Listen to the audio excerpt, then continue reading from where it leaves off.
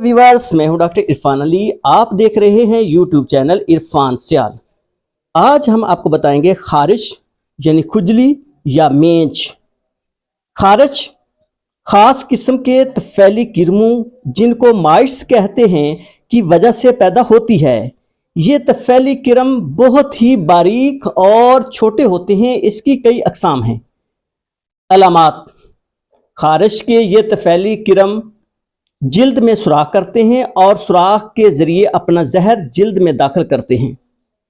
इससे जिल्द में जलन पैदा होती है।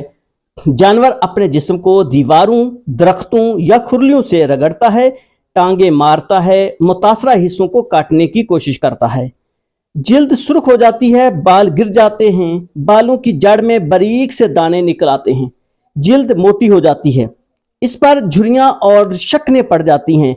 जानवर परेशान और बेआराम रहता है, कमजोर हो जाता है, दूध की पैदावार कम हो जाती है।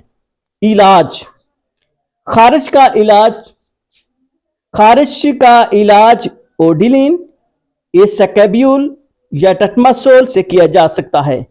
इसकी रोकथाम के लिए नगवान, एसेंटोल, गैमेक्सिन या गैमाटॉक्स के महलूल का जानवर के जिस्म पर स्प्रे करना चाहिए।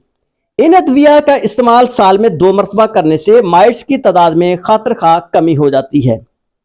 ये दवाई राख में मिलाकर जानवर के जिस्म पर मल दी जाती है या पानी में मिलाकर स्प्रे किया जाता है। ये थी खारिश के मतलब का video.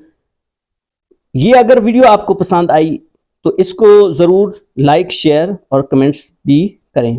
Thanks for watching this video.